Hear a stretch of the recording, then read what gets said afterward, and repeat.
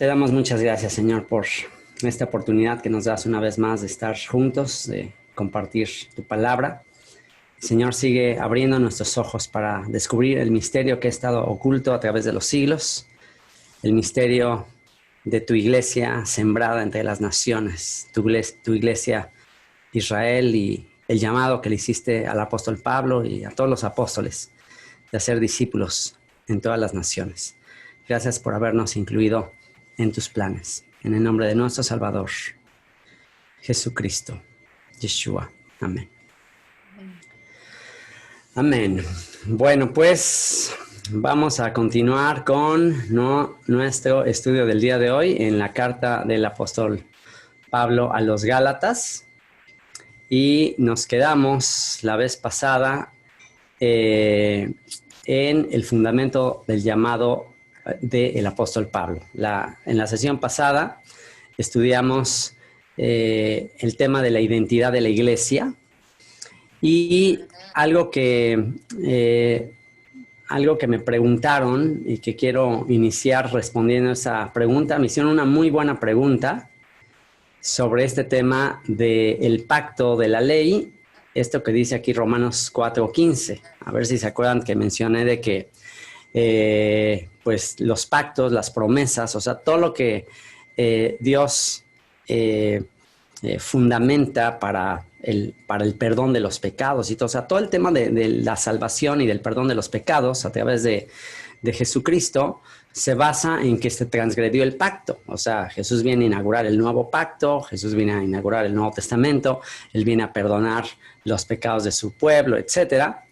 Pero leímos este texto de Romanos 4:15 que dice, pues la ley produce ira, pero donde no hay ley tampoco hay transgresión. Y hablamos de que, pues, si la ley solo le fue dada al pueblo de Israel, entonces en realidad las naciones no tenían la ley dada al pueblo de Israel. Y si no tenían la ley dada al pueblo de Israel, entonces las naciones no podíamos decir que transgredieron la ley. Y si no hay ley, no hay transgresión. Y si no hay ley, no hay transgresión, pues entonces para qué el Salvador no es para las naciones, el Salvador es para el pueblo de Israel, porque al pueblo de Israel se le dio la ley que quebrantaron y necesitaban un Salvador.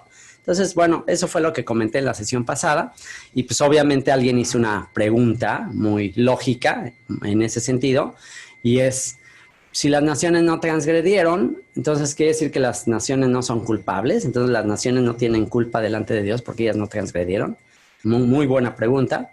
Y bueno, pues ¿en qué sentido las naciones también son culpables? De hecho, todo el tema de la carta del apóstol Pablo a los romanos trata ese tema. Trata el tema de que todos somos culpables, ¿no? En el capítulo 1 de la carta del apóstol Pablo a los romanos, dice que la ira de Dios se revela desde el cielo contra toda impiedad e injusticia de los hombres que detienen con injusticia la verdad. Dice, porque lo que de Dios se conoce les es manifiesto, pues Dios se los ha dado a conocer.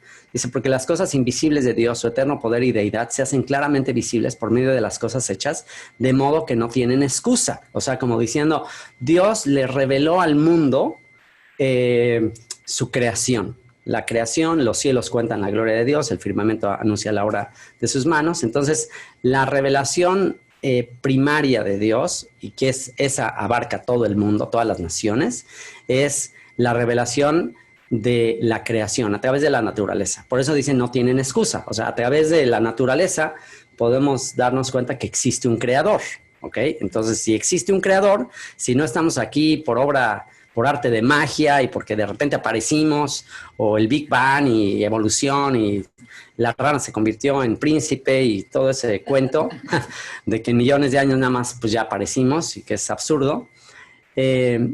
Entonces, si las evidencias de la naturaleza nos muestran que hay un creador, entonces deberíamos estar agradecidos de que nos creó.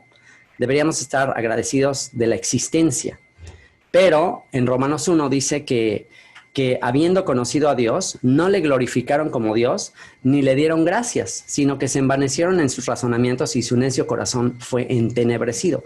Profesando ser sabios, se hicieron necios y cambiaron la gloria del Dios incorruptible en semejanza de hombre corruptible, de aves, de cuadrúpedos, de reptiles. Ahí está toda la idolatría de las naciones, ¿no? Entonces, en vez de darle gracias a Dios, ¿qué hicieron las naciones? Pues le empezaron a dar gracias a las criaturas antes que al Creador. A sí mismos empezaron a exaltar, empezaron a adorar al sol, a la luna, a las estrellas, en fin. Entonces, eso es lo que hace a las naciones culpables.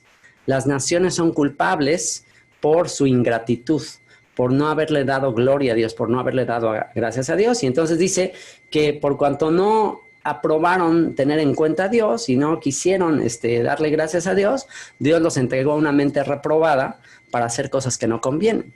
Y dice, estando atestados de toda injusticia, perversidad, maldad, desobedientes a los padres, etcétera. Incluso se hablan de los pecados en contra de la naturaleza, lo que hicieron los cananeos, y los sodomitas, Sodoma, Gomorra, todos esos pecados, perdición, que hacen que las naciones entonces sean culpables delante de Dios, por ingratitud, por no haberle glorificado, por adorar las criaturas antes que al Creador. Entonces ahí, veredicto divino para las naciones culpables, ¿ok? Se les revela a Dios a través del libro de la creación, que es la naturaleza. Esa es la revelación primaria de Dios, y el mundo rechazó esa revelación. Y todavía actualmente, profesando ser sabios, se hicieron necios, ¿no? Ahora, doctorados, premios Nobel, diciendo, Dios no existe. Estamos aquí porque es una combinación de química y aquí estamos, ¿no? Entonces, esa es la razón por la que no va a ser culpable, no hay excusa. Dios, cuando juzgue a las naciones, les va a decir, yo les di toda la revelación de lo que yo soy a través de la naturaleza y ustedes decidieron rechazarla. Entonces, culpables. Veredicto a las naciones, culpables. Después viene una revelación secundaria, una revelación todavía más exacta del Creador, y es las Escrituras. Ahí sí ya la revelación a través de las Escrituras, de los profetas, y ahí en el capítulo 2 ya se empieza a hablar acerca del judío. Tú que tienes por sobrenombre judío, tú que conoces la ley, tú que conoces su voluntad. Y ya en el capítulo 2 de Romanos ahora ya se habla del judío. ¿Okay? ¿Qué hay del judío? El judío no nada más tiene, al igual que las naciones, la revelación del Creador a través de la naturaleza. El judío tiene algo adicional. ¿Qué es lo que tiene adicional? Pues las Escrituras. Las Escrituras que muestran que Dios tiene un plan, que existe un creador, el libro de Génesis, en el principio. O sea, el judío tiene la alternativa a la teoría de la evolución.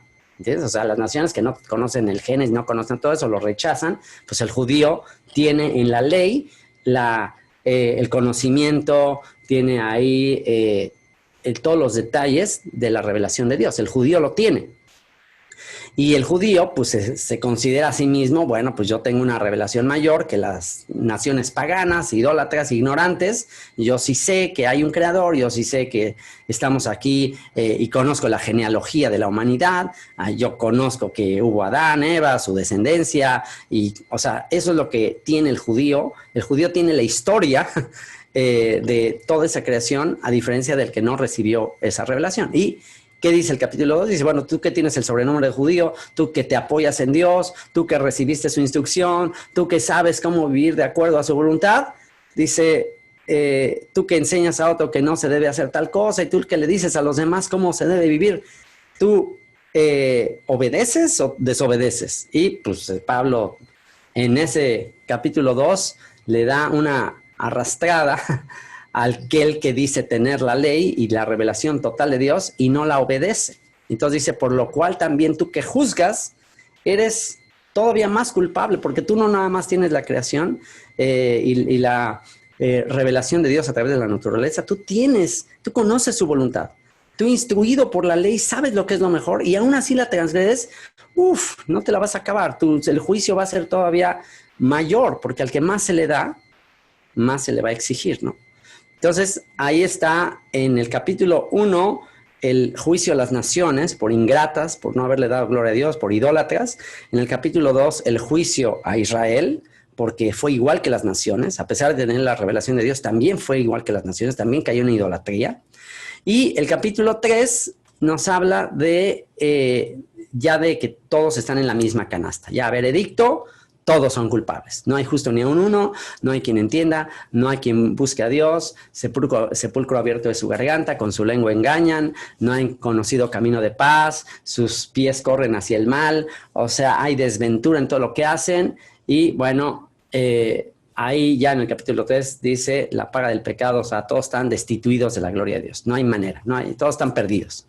Entonces ahí es donde empieza, o sea, Pablo se encarga de ir elaborando su argumento de encerrarnos a todos bajo pecado, de encerrarnos a todos en culpa para empezar a hablar de lo que Dios hizo al enviar a su Hijo a morir por nuestros pecados, ¿no? Entonces ahí empieza el proceso de él explicar todo eso. Entonces, bueno, eso para aclarar lo que hablamos en la sesión pasada, de que específicamente a quien es enviado Jesucristo, Él es el Rey de los judíos, Él es el Salvador de su pueblo, salvará a su pueblo de sus pecados. Bueno, específicamente los pactos, las promesas, todo lo relacionado con los pactos que Dios hizo son en referencia al pueblo de Israel. O sea, no, la iglesia que se considera gentil, la iglesia que dice yo no soy Israel, no tiene ninguna fundamento para decir las promesas son para mí.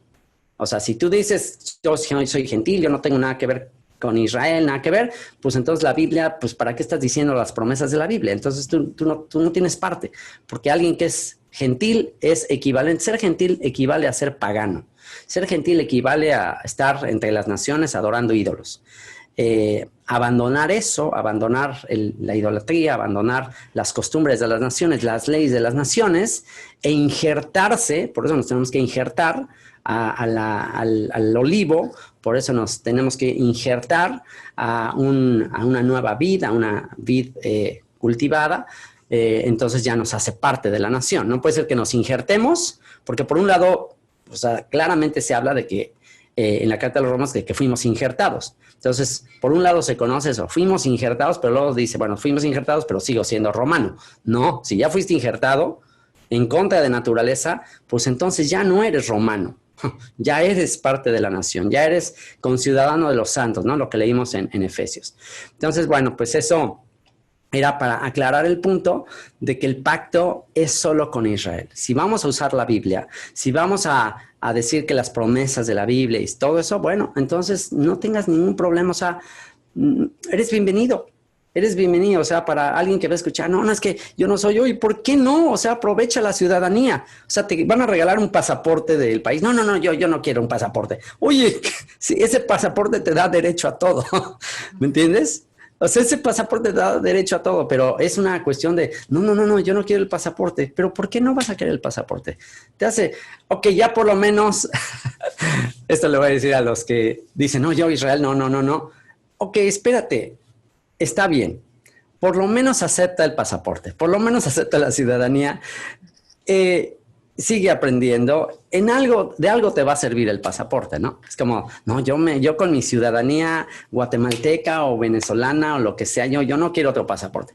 Bueno, espérate, de algo te va a servir otro pasaporte. O sea, ahí el Señor te está diciendo, con ciudadanos de los santos, miembros de la familia de Dios, Efesios, tómalo. Sigue investigando, sigue aprendiendo qué derechos tienes como ciudadano y entonces te vas a dar cuenta que es la mejor oferta que alguien te puede estar regalando. Hacerte parte de la nación santa, hacerte parte de los pactos, de las promesas, darte parte con la familia de Dios. O sea, ¿cómo no vas a querer eso, no? Pero bueno, pues te digo, hay mucho prejuicio que viene desde todo el tema de lo que Roma trató de taladrar en la mente de la gente, de que no, ustedes no son judíos, ustedes no son Israel, no pinten su raya a los judíos, todos los judíos son los malos, O sea, fueron tantos siglos de adoctrinamiento que ahora cualquier cosa relacionada con judío, Israel, es así como que pinta tu raya. Pero ese prejuicio fue causado por, la iglesia romana, por la iglesia católica, no por la Biblia, ¿me entienden? Entonces, pues bueno, hasta ahí nos quedamos. Eso fue el tema de la sesión pasada y ahora vamos a entrar a, esto se va a entender mucho más con el tema del fundamento del llamado del apóstol Pablo, porque el apóstol Pablo es el apóstol más citado, más influyente en la doctrina cristiana, y el apóstol Pablo va a ser clave para entender todo esto. ¿Algún comentario hasta aquí? ¿Alguna duda? No, entendible perfectamente todo. Aclarado el punto. Ok. Perfecto. Fundamento del llamado del apóstol Pablo. ¿Se acuerdan que vimos que cuando el Señor llama a Ananías, a un discípulo llamado Ananías, que no quería ir a orar por Pablo, porque pues, Pablo andaba persiguiendo a la iglesia y le dice el Señor a Ananías, ve ahí a la calle derecha, ve a orar por este hombre. Y Ananías le dice, Señor, ¿estás seguro que no te equivocaste de persona? Esta persona, ¿cuántos males está haciendo? Y estaba preocupado de ir, pero el Señor le dice, ve porque instrumento escogido me es para anunciar mi nombre en presencia de reyes y naciones, ambos de los hijos de Israel. Porque, bueno, en la traducción dice, y de los hijos de Israel, como si fueran tres grupos. Naciones, reyes y de los hijos de Israel. Entonces, si lo leemos la traducción en español, pues parecería que ahí hay tres grupos. Naciones, reyes y los hijos de Israel, como algo separado. Pero hablamos de esa letra I, que en griego también se puede traducir como ambos, ¿no? Entonces, ahí ya cambia todo el sentido. Instrumento escogido me es Pablo, para anunciar mi nombre, salvación, en presencia de reyes, naciones, ambos de los hijos de Israel. Y hoy vamos a conectar el llamado del apóstol Pablo con la profecía y la promesa dada a Abraham, porque el apóstol Pablo le dijo al rey Agripa que por la esperanza de sus padres él estaba en cadenas. O sea, que él estaba preso por la esperanza de sus antepasados, de sus padres, esperanza cuyo cumplimiento esperan alcanzar nuestras 12 tribus. O sea, él dijo que la esperanza de sus padres es las 12 tribus unidas, y dice que ¿acaso es cosa imposible que Dios resucite los muertos? Y bueno, pues hablamos de todo el tema de Ezequiel 37, los huesos secos, Gólgota, el monte de la calavera, por qué Cristo tuvo que morir en una cabeza de calavera, de cráneo, representando que Él es la cabeza de los huesos secos, Él es el primero en resucitar, primicia de los que van a resucitar, y los que van a resucitar claramente en Ezequiel 37 es la casa de Israel. O sea, la promesa de la resurrección de los muertos, Ezequiel capítulo 37, es la casa de Israel. No dice, voy a resucitar a todo el mundo. No, voy a resucitar a la casa de Israel. ¿Por qué? Porque los pactos de la promesa son con la casa de Israel. Entonces, bueno, ahí está todo este llamado, y vamos a conectar ahora el llamado del apóstol Pablo, vamos a conectarlo con la promesa hecha a los padres, Abraham, Isaac, Jacob, que es lo que él citó al rey Agripa. Entonces, bueno, vamos a Génesis. En Génesis está todo el fundamento. Todo lo demás de la Biblia se entiende si entendemos Génesis. En Génesis está como el script de toda la película. Entonces, entendiendo Génesis, en Génesis están prefiguradas todas las historias de la Biblia. Y en Génesis capítulo 17, versículo 15 al 16, dice lo siguiente. Dice, dijo también Dios a Abraham, a Sarai tu mujer no la llamarás Sarai, Sarai, mi princesa. Sarai significa mi princesa. Mas Sara será su nombre. O sea, ya no nada más es mi princesa, ahora ya se la presto al mundo. O sea, ya no más es mi princesa ahora es para todo el mundo. Mi princesa va a ser princesa del mundo. Eso es el cambio de nombre. De Sarai a Sara. Dice, Sara será su nombre y la bendeciré y también te daré de ella hijo. Sí, la bendeciré. Y vendrá a ser madre, ahí está, mi princesa ahora va a ser madre de naciones y reyes. Ahí están las dos palabras que Jesús le menciona a Ananías acerca de Pablo. Instrumento escogido me es para anunciar mi nombre a naciones y reyes. Ahí está. Naciones y reyes de pueblos vendrán de ella. Y por eso dice ambos de los hijos de Israel. ¿Por qué? Porque estas naciones y reyes a las que Pablo les va a predicar, los va a alcanzar, ¿qué crees? Son hijos de Sara. Son de mi princesa Sara. De mi princesa Sara vendrá una descendencia incontable, a pesar de que Sara es estéril. Les voy a mostrar a las naciones que yo de un vientre estéril voy a producir vida y vida en abundancia. y de un cuerpo anciano que ya está como muerto, voy a traer vida a los muertos. Y ahí está. Esa es la promesa dada a Abraham y Sara, lo sobrenatural de Dios. Dios llama las cosas que no son como si fuesen. Y más adelante le va a reiterar esta promesa a Jacob. En Génesis capítulo 35, versículo 9 al 11, ahí está la confirmación, ahí está el pase de la estafeta al siguiente patriarca, a Jacob. Vean lo que dice Génesis 35, 9 al 11. Dice, apareció otra vez Dios a Jacob cuando había vuelto de Padam Aram y le bendijo. Y le dijo Dios, tu nombre es Jacob. No se llamará más tu nombre Jacob, sino Israel será tu nombre. Y llamó su nombre Israel.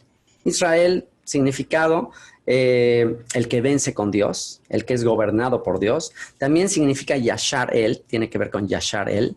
Yashar quiere decir recto, recto, el recto de Dios, el que es recto, el que camina derecho, el que no anda tambaleándose de un lado para otro, sabe cuál es su propósito en la vida, sabe cuál es su identidad, sabe cuál es su rumbo. Y dice, también le dijo Dios, yo soy el Dios omnipotente, crece y multiplícate. Fíjate la orden divina a Jacob, crece y multiplícate. Algo que Dios dice, ten por seguro que no hay vuelta de hoja, se va a cumplir.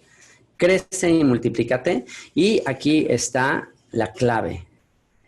Una nación y conjunto de naciones. Este es el gran misterio que Pablo comprendió. Y es que Israel no solo es una nación. Israel no es un país. El plan de Dios, proyecto terminado de Dios, no es que Israel fuese un país. Proyecto terminado de Dios es que Israel fuera un conjunto de naciones. Eso es, de hecho, si ves la Septuaginta, si lees la traducción de Génesis de la Septuaginta, ahí está la eclesia de países, ahí está la iglesia. Ahí está la profecía de que Israel sería una iglesia, una congregación de países. No solo un país allá en el Medio Oriente que hablan hebreo y eso es todo. No, la visión de Dios para la descendencia de Abraham y para Jacob es, de ustedes va a venir un conglomerado, una congregación de naíces. Kahal Goim. Goim, naciones, Cajal, una congregación. De la palabra Cajal es que se traduce eclesía, congregación. Y dice, y vean lo que dice, una nación y conjunto de naciones procederán de ti y reyes saldrán de tus lomos. Ahí está otra vez, naciones y reyes. Naciones y reyes. Instrumento escogido me es este para anunciar mi nombre en presencia de reyes y de naciones, ambos de los hijos de Israel. Por la esperanza de mis padres estoy en cadenas. Pablo es llamado a irle a predicar a los reyes y naciones que no saben su conexión con Abraham, que no saben que están conectados con Abraham, Isaac y Jacob, pero Pablo se los va a ir a revelar. Pablo les va a ir a decir, ustedes son el cumplimiento de todo esto que Dios anunció. Y ahí más adelante, y aquí cada vez va a ser más explícito, o sea, Génesis cada vez es más explícito, es como una bola de nieve que todo está prefigurado, desde el jardín del Edén todo está anticipado, pero es como una bola de nieve que va creciendo, va creciendo, va creciendo, se va iluminando hasta que ya es evidente el plan que Dios tiene. Si solamente tuviéramos el libro de Génesis, ahí podríamos ya tener todo el plan de Dios para todo lo que iba a hacer. Entonces, bueno, Génesis 48, versículo 11 al 20, este es un pasaje fundamental para entender el plan divino. Génesis 48, 11 y 20 dice, y dijo Israel a José. ¿Quién es este José? José el soñador. Dijo Israel a José. ¿Se acuerdan de la historia? Los hijos de Jacob le tenían envidia, le tenían celos a José. José empezó a tener sueños proféticos y ahí podemos ver a quién se le pasa la estafeta de los patriarcas, a quién se les pasa la estafeta de la promesa dada a Abraham, Isaac y Jacob, porque ya después ya vienen las 12 tribus. Entonces, de esas 12 tribus, ¿cuál de ellas tomaría la estafeta de la promesa dada a Abraham, Isaac y Jacob. ¿Cuál tomaría esa estafeta? Pues por eso es Yosef. Yosef añadirá. O sea, en Yosef se va a cumplir la promesa de la multiplicidad. Crece y multiplícate. ¿Qué le dijo a Jacob? Crece y multiplícate. Pregunta, ¿quién de los hijos de Jacob va a cumplir la promesa de crece y multiplícate? ¿Cuál de los hijos? Porque eran 12. ¿Cuál de ellos? Bueno, por eso Jacob le da a Yosef un manto de colores y los hermanos se llenan de celos, y ese manto de colores implica la preeminencia, la primogenitura, pero ahí está escondido un misterio. Es una deducción mía de que manto de colores implica tribus, naciones, lenguas, razas. El manto de colores de Yosef implica la diversidad étnica del pueblo de Israel. Es Yosef quien va a cumplir la promesa de la diversidad étnica. O sea, Israel no es una raza, Israel no es el güerito o pelirrojo de ojos azules con nariz grande y sus lentes así o sea, no, Israel es una diversidad. Israel hay de todos colores, de todos sabores, porque Israel es una diversidad de naciones. Israel está mezclado entre las naciones. Israel es el mundo entero. Israel es el abrigo de colores, es el manto de colores de Yosef. Yosef, el que añadirá. Y por eso Yosef tiene el sueño del trigo, ¿se acuerdan? El trigo hace una gran cosecha de trigo y ve su rollo, el bulto de trigo que ve, ramo de trigo que se pone, que está más erguido, y los demás bultos de trigo que se inclinan hacia él. Entonces ahí estamos viendo una cosecha. El sueño de Yosef es la cosecha del fin de los tiempos, cuando todas las naciones se inclinan hacia Yosef, y Yosef es el tipo de Yeshua. Yosef anticipa a Yeshua, que es el que va a cumplir la promesa de Abraham, Isaac, Jacob, Yosef, de multiplicar a Israel entre todas las naciones y de traer la salvación del mundo y de revertir la maldición de la serpiente y lo que hizo los ángeles caídos en la Torre de Babel. O sea, todo eso se va a revertir cuando se cumplan todas estas promesas. Entonces dijo Israel, o sea, Yosef, todo el plan, todo lo que le pasa a Yosef es una prefiguración de lo que tendría que pasar Yeshua antes de traer la redención. Y bueno, pues sus hermanos se llenan de celos, lo venden a unos mercaderes, se lo llevan a Egipto, y ya conocen toda esa historia.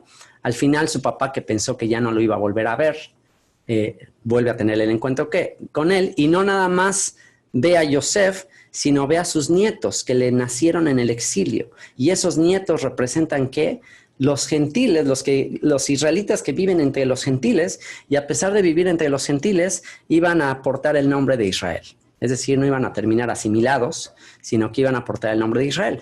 Por eso, en base a Efraín y Manasés, que ahorita vamos a ver, los hijos de Yosef, por eso es que cada Shabbat en la noche, en la cena de Shabbat, se bendice a los hijos varones y se les dice que el Señor te haga como Efraín y Manasés.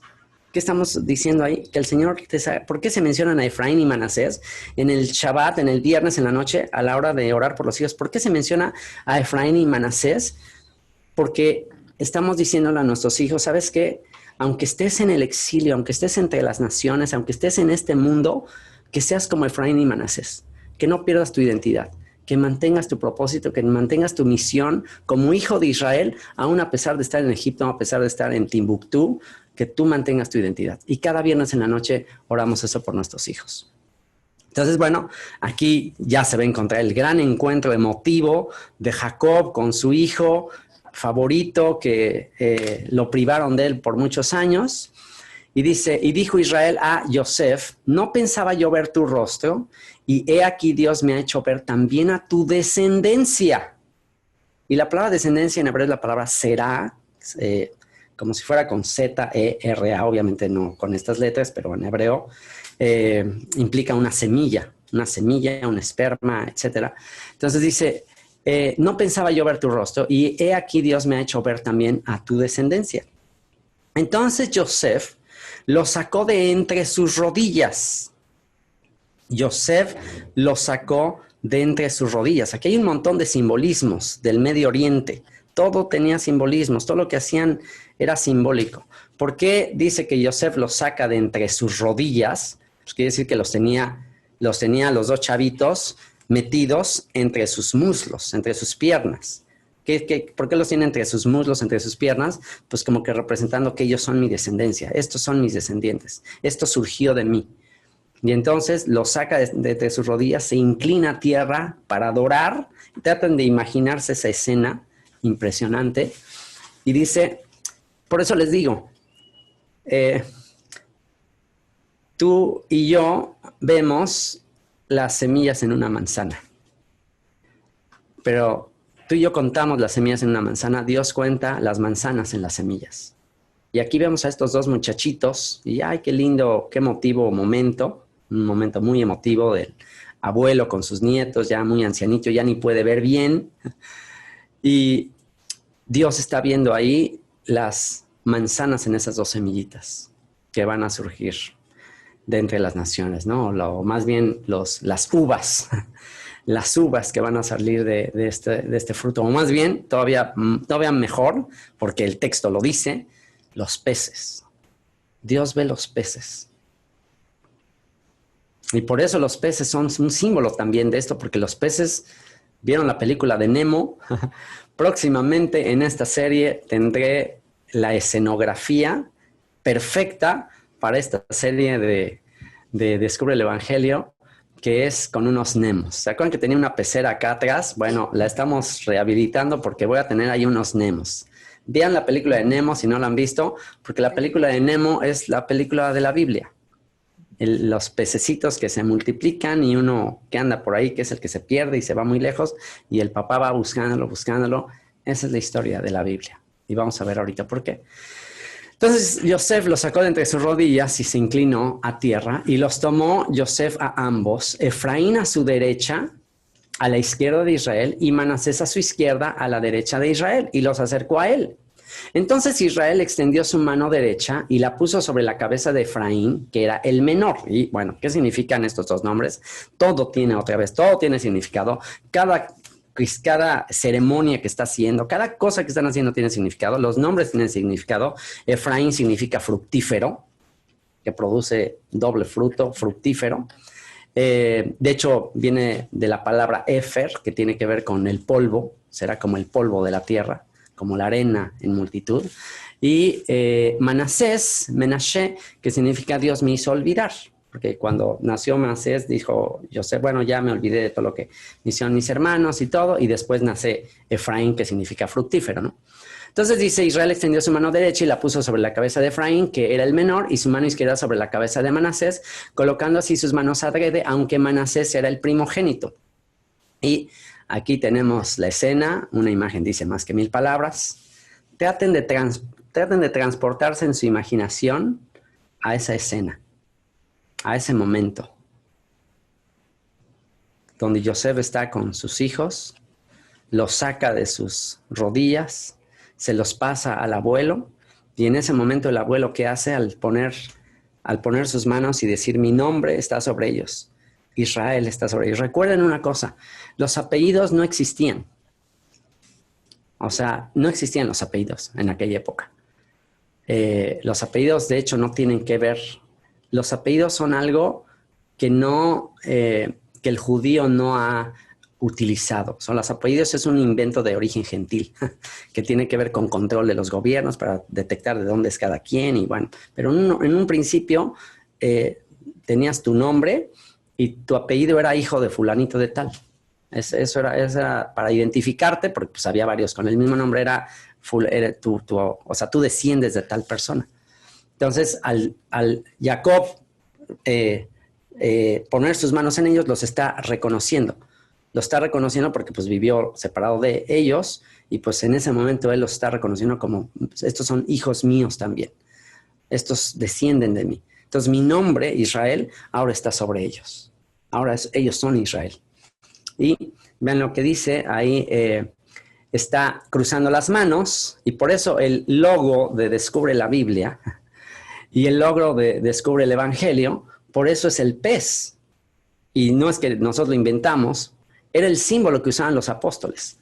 Los apóstoles usaban el símbolo del pez. De hecho, antes de que los cristianos utilizaran la cruz, originalmente los cristianos primitivos se identificaban unos a otros con la figura del pez. Se han encontrado ruinas con el pececito ahí,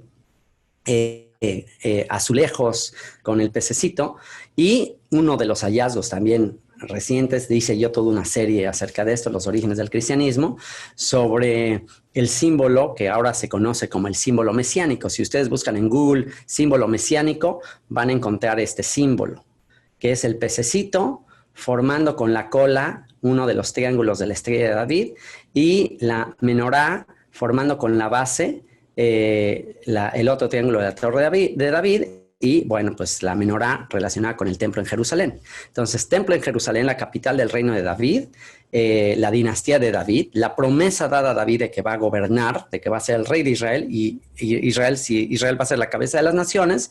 Entonces, tenemos en este símbolo todo el plan profético.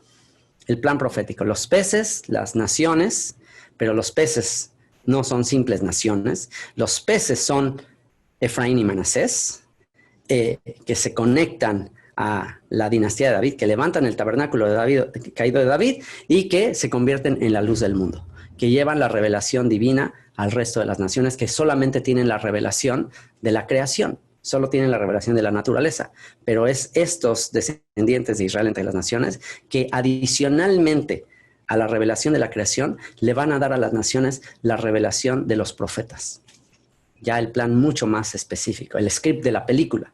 Entonces, bueno, pues aquí está, y pues hasta con los brazos, yo no sé si Jacob estaba consciente de eso o no, esto solamente pues podríamos como deducirlo. Aquí está la cabeza del pez, la cabeza del pez que se forma con la cabeza de Jacob, sus manos formando la colita del pez, y aquí están los peces que se van a multiplicar. Y bueno, pues tenemos fundamento para interpretar esta imaginación de cómo lo hizo.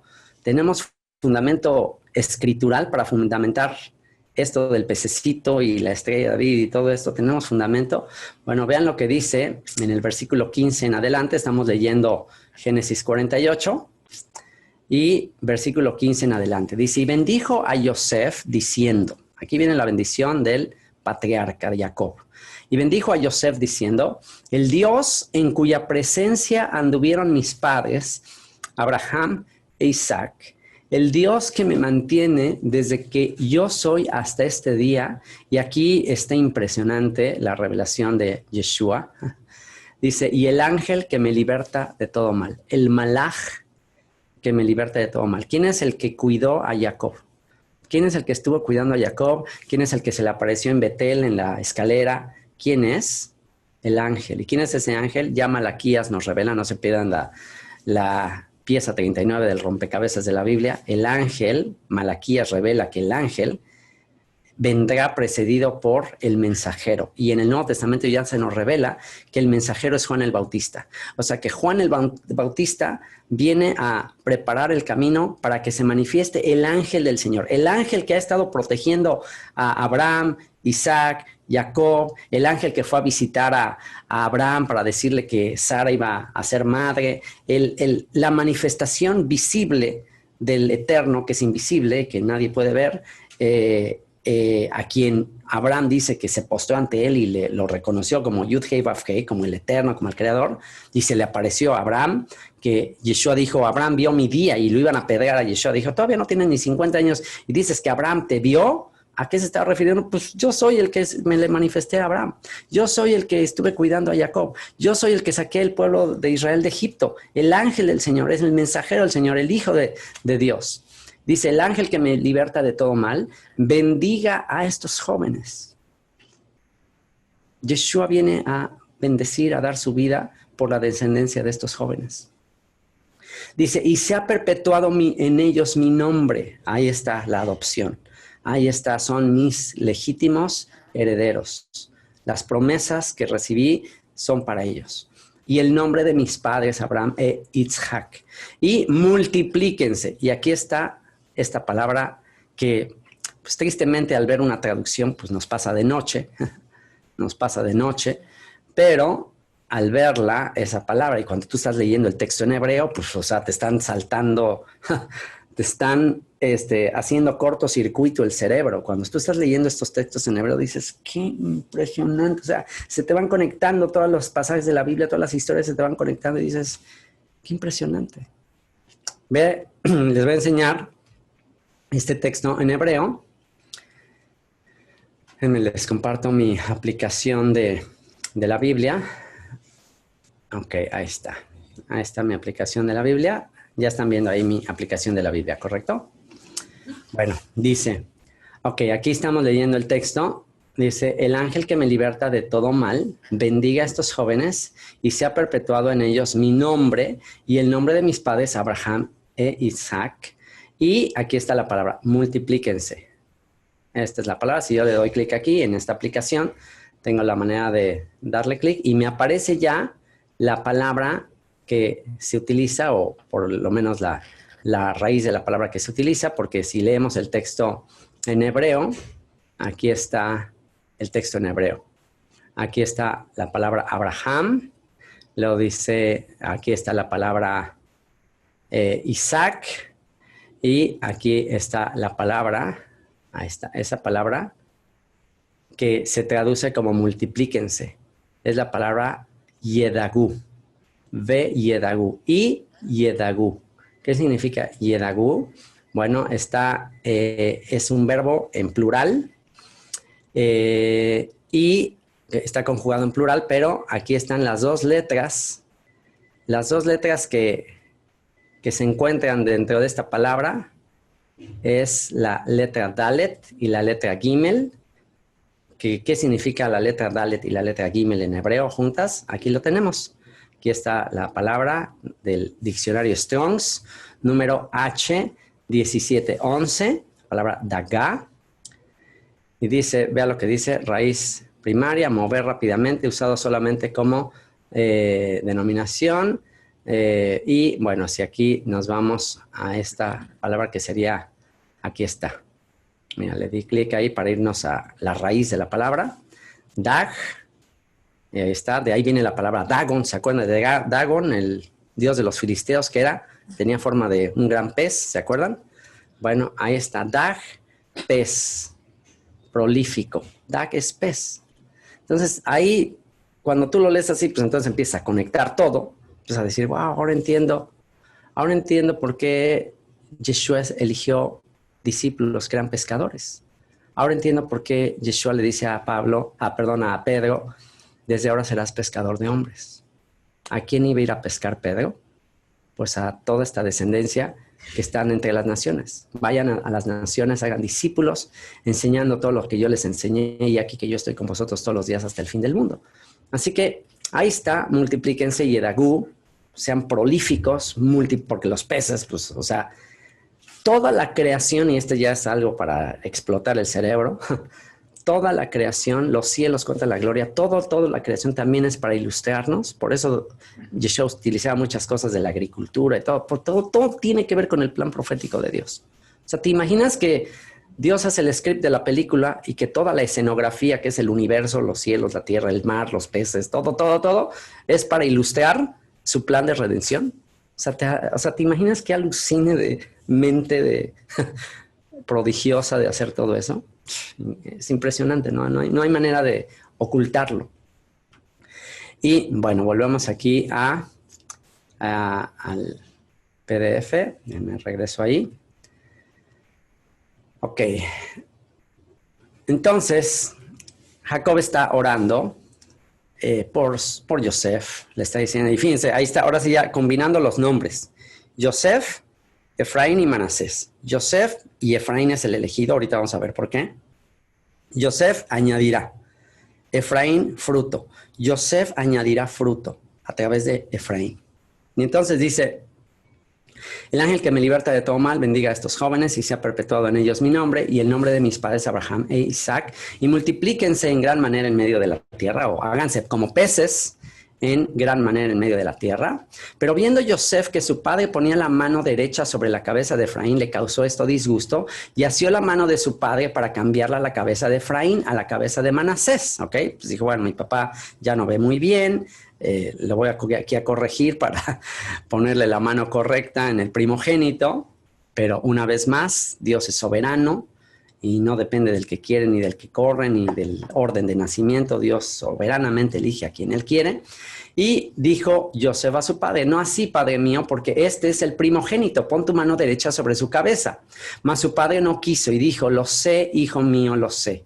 También él vendrá a ser un pueblo y será también engrandecido, pero su hermano menor... Y otra vez, conexiones en el cerebro, hermano menor, hermano menor, hermano menor, hijo pródigo, el hermano menor, el hermano mayor, el hermano menor. Otra vez empiezan a haber conexiones. Su hermano menor será más grande que él y su descendencia, aquí está, el hermano menor, Efraín, será más grande. Y su descendencia, la semilla, el esperma de Efraín formará multitud de naciones, que es la frase hebrea, meló significa llenar, llenura, plenitud, meló a goim, artículo de los gentiles, la plenitud, la llenura de los gentiles. En otras palabras, la simiente de Efraín, el esperma de Efraín va a llenar a todas las naciones. El esperma de Efraín se va a ir a todo el mundo. Todo el mundo estará lleno del esperma de Efraín. Y con eso se va a cumplir que Jacob será una congregación de naciones, un conjunto de naciones. No nada más una nación, sino un conjunto de naciones. Y esa palabra meloagoim es la misma palabra que utiliza el apóstol Pablo en Romanos 11, 25 al 26. Ahorita lo vamos a ver. Así que meloagoim. Efraín llenará a las naciones. Y los bendijo aquel día, diciendo, en ti bendecirá Israel, diciendo, hágate Dios como a Efraín y como a Manasés, y puso a Efraín antes que a Manasés. ¿Se dan cuenta? Ese hágate Dios como a Efraín y como a Manasés, eso es lo que decimos en cada Shabbat. Hágate Dios como a Efraín y como a Manasés. ¿Okay? Que se multipliquen, que sea numerosa su descendencia y que también sean como Efraín y Manasés, que mantuvieron el nombre de Israel.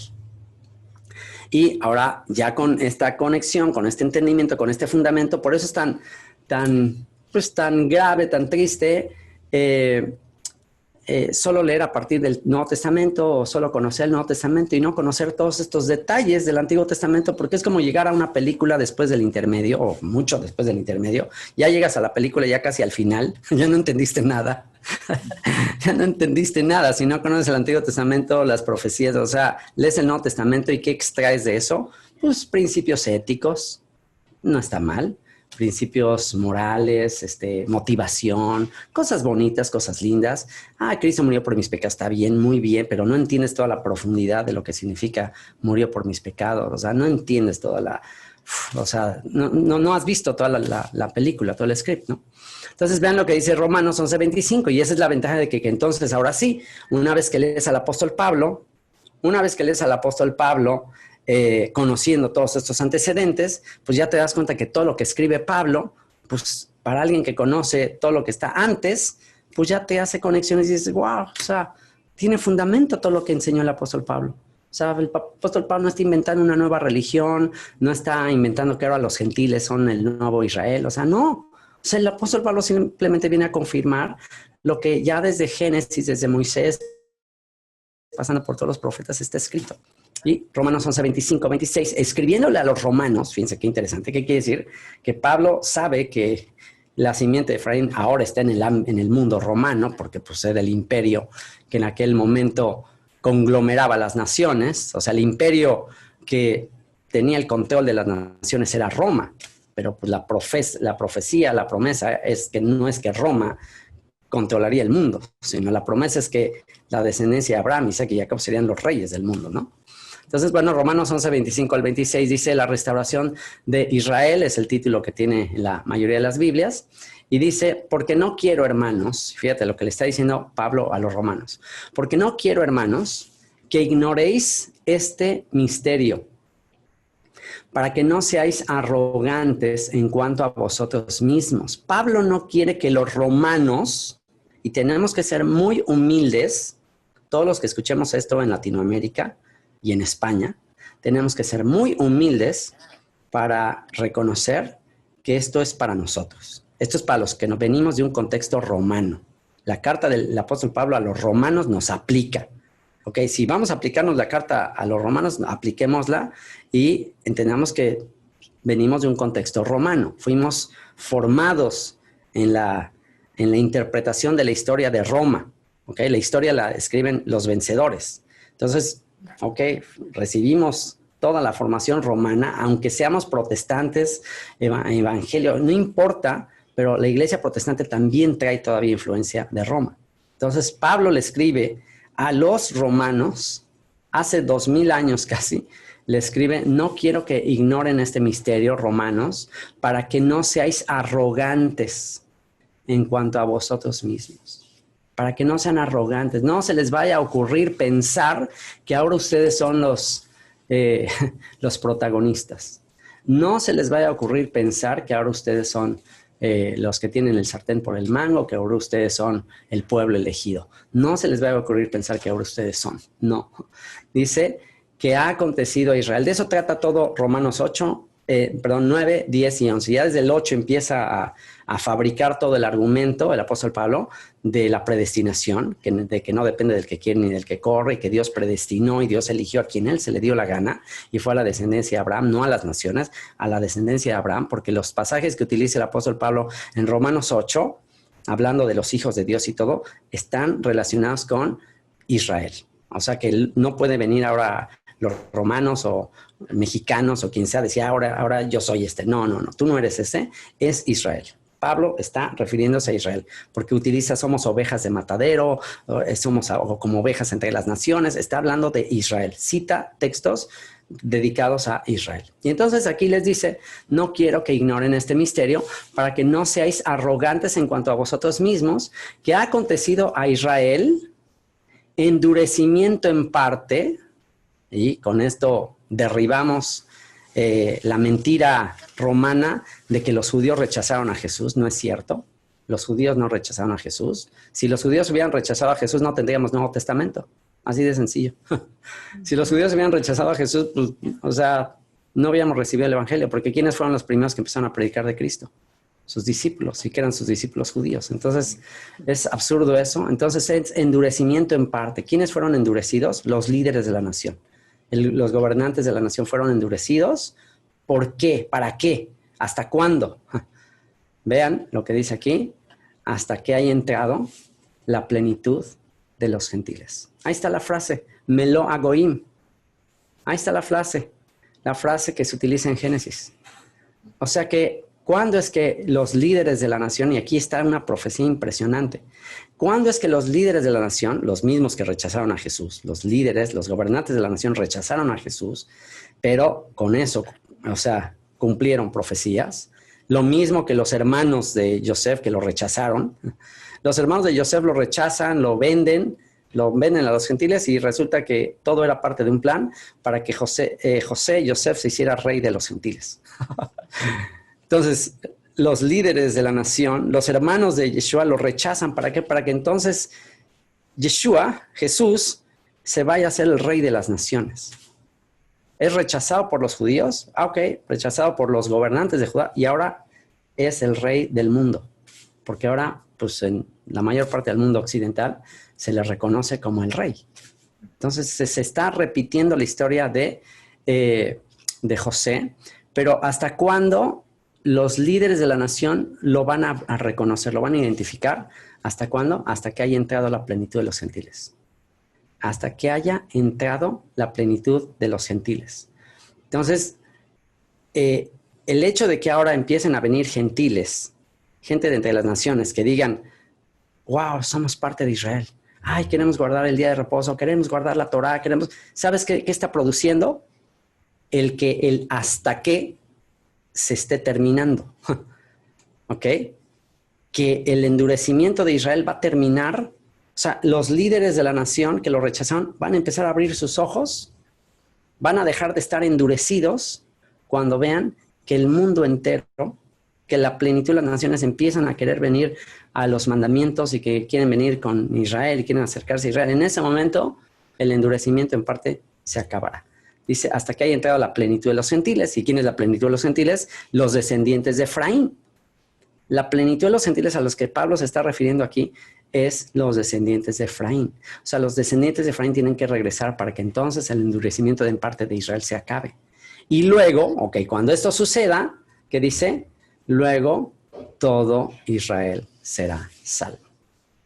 Ahí ya se salvó Israel. Cuando vengan las naciones, entiendan su identidad, el misterio de su identidad, todo Israel será salvo. Como está escrito, vendrá de Sión el libertador. ¿A dónde va a regresar Jesucristo? Va a regresar al Monte de los Olivos en Jerusalén, en Sión. Vendrá de Sión el libertador, que apartará de Jacob la impiedad y este pecado de transgresión voluntario, con premeditación, alevosía y ventaja, va a apartar la impiedad de Jacob. Y bueno, pues esto es una perfecta introducción a todo lo que sigue en la historia de una familia, pero ¿alguna duda, comentario hasta aquí? ¿Qué me pueden decir?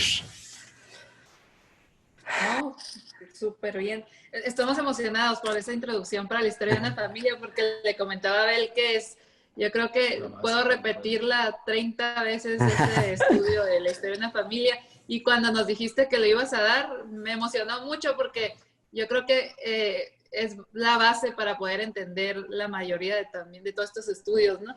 Sí, yo creo que una de las cosas que a muchos amigos se les dificulta entender o no cabe en su cabeza como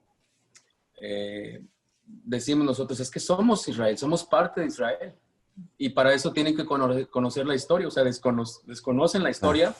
Así como tiempo atrás nosotros también desconocíamos esta historia. En muchas ocasiones, como tú dices, entramos a ver la película a la mitad o al final, sin poder entender muchas cosas. Pero esta es la base para poder entender quiénes somos realmente y recuperar esa identidad. Ahora, para todos aquellos que nos están escuchando, podemos entender a través de esta enseñanza que somos el pueblo de Israel. Hemos escuchado la voz del buen pastor porque somos esa descendencia de Abraham, ¿verdad? Así que pues esta historia de una familia nos va a hacer clic en su momento y nos va a abrir el panorama para poder regresar a nuestra verdadera identidad, ¿no? Claro, y entender que hay una continuidad en todo lo que está escrito. O sea, no hay ningún cambio de plan. Ahora sí que como dice la canción de Jesús Adrián, no había plan B. No había plan B. No es de que, pues se me chispoteó, salió mal aquí con los israelitas, no lo logré, y pues bueno, ni modo, pues vámonos aquí con estos gentiles, ¿no? No el plan sigue en marcha. El plan sigue perfecto.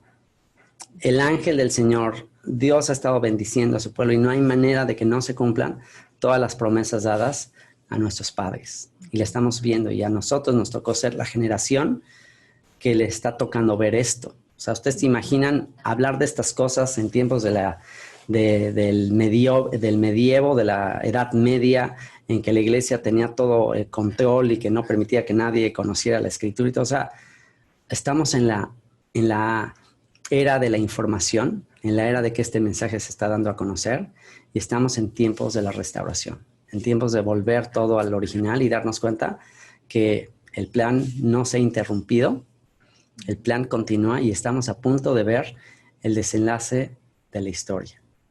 Y pues bueno, yo creo que esto básicamente fue la introducción a la historia de una familia. Ahora sí les prometo que en la siguiente sesión vamos a entrar a la historia de la familia, que de hecho en un principio yo nada más les iba a dar esto y les iba a decir, bueno, para quien quiera más información de todo esto que hablamos el día de hoy, haga el estudio de la historia de una familia. Yo así tenía originalmente el plan de hacerlo, pero pues ya en base a que me han estado pidiendo, oye, sería bueno actualizar la grabación de Historia de una Familia. Ahora sí, no se pierdan, a partir de la siguiente sesión, la historia de una familia.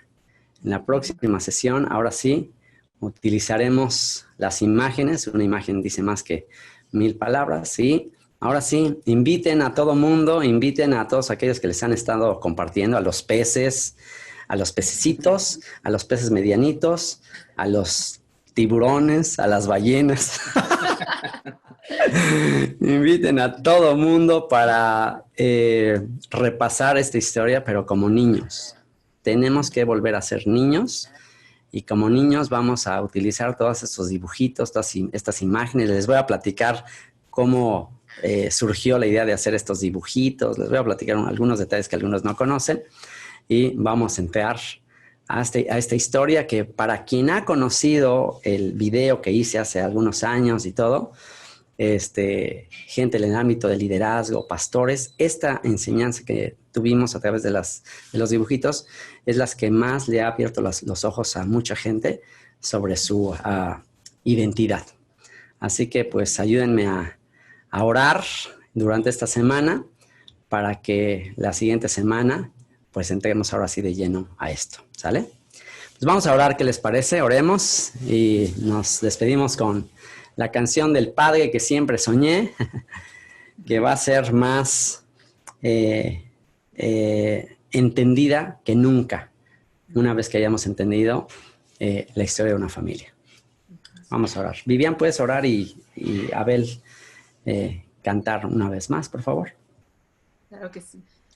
Señor, pues una vez estamos aquí delante de ti, deleitándonos en tu palabra, en lo que nos quieres enseñar, Padre. Qué deleite es verdaderamente aprender lo que tú tienes escrito para nosotros y enseñarnos cómo está conectada toda la Biblia. Nos hemos distraído con solo ciertas partes que están escritas y tomando solo las cosas que convienen, pero ahora más que nunca entendemos que todo lo que está ahí escrito tiene sus misterios y sus secretos que tú con todo el amor nos quieres revelar y nos quieres ir llevando de la mano para poderlos entender y pues hacerlos vivos en nuestra vida y es un privilegio, Señor, y no me canso de decirlo, el poder entender, el poder ver con otros ojos el poder de tu palabra es verdaderamente un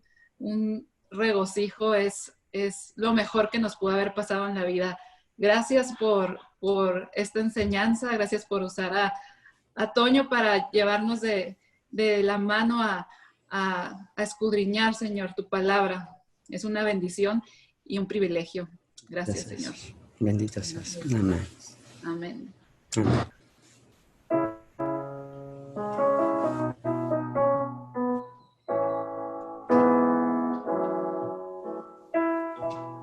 Estás conmigo desde antes de verme nacer. Tu palabra me hizo saber de las cosas tan hermosas que creaste para mí. Es asombroso que en tus planes me encontrara yo, alcanzando tus propósitos. En mi vida puedo a diario ver que marcas el camino. Estás conmigo, desde el principio me has visto crecer. Cada momento he podido ver que tu favor me guía a cumplir lo que tú quieres para mí. Eres el Padre que siempre soñé, mi eterno, mi razón de ser, mi dulce compañía.